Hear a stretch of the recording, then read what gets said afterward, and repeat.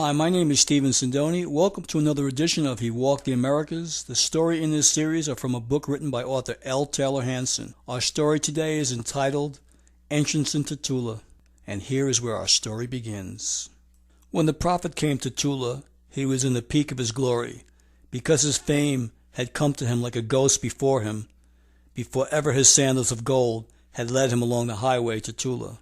It is said that he paused on the passes, gazing long upon the golden rooftops, glowing in the early morning sunrise, like a frozen sea of lava glistening in copper-gold eruption.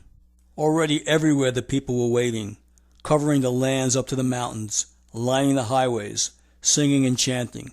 The stories had brought out the masses from 1,000 miles far distant and emptied all the towns and villages. Long had they known that he loved flowers, and now they filled the air with perfume, raining blossoms down upon him.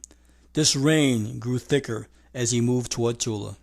Heavy flower carpets paved the highway. Roses, violets, tiger lilies, moon roses, golden poppies, showy hibiscus, and dewy orchids lay in the most intricate patterns, mosaic before the tread of his sandals. Then, as soon as they had walked over them, the people ran out and scrambled for them, hoping to keep a single petal which might have been borne his weight for a moment. From far beyond the outer ramparts stretched the homes of stucco, the edifices and markets of distant Tula. Some were built on the pyramid order, where one man's roof is another's garden. Usually they were filled with ferns and flowers, for the Toltecs loved their beauty, and tinkling streams of tumbling water, which ran down a hard tilted stream bed from roof to roof. Now they were filled with Toltecs. Then at last he came to the great wall. There in black and orange, gray and crimson, verdigris, blue and raspberry, every possible hue of the rainbow, moved the costumes of the Toltecs, flashing with their jeweled embroideries as they changed their places and rose to see him better. Along the wall, holding over 100,000 people, the prophet moved toward the gateway, where waited the courtiers and the monarch, resplendent in their plumed headdresses, to escort him into Tula. At the gateway he paused a moment to gaze upon its fabulous beauty.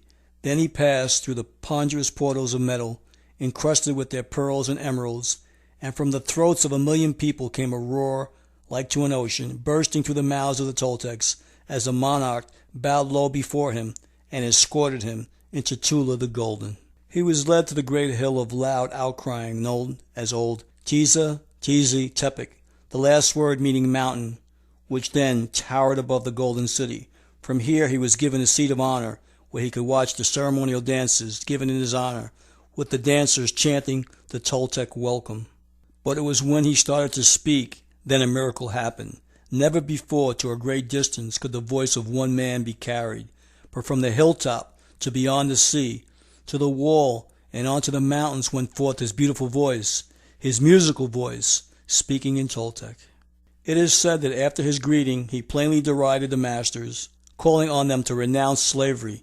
"Do you expect," the healer said, "to enter into the gates of heaven, carried upon the backs of your servants?" Then he spoke of their enemy people in the light of understanding.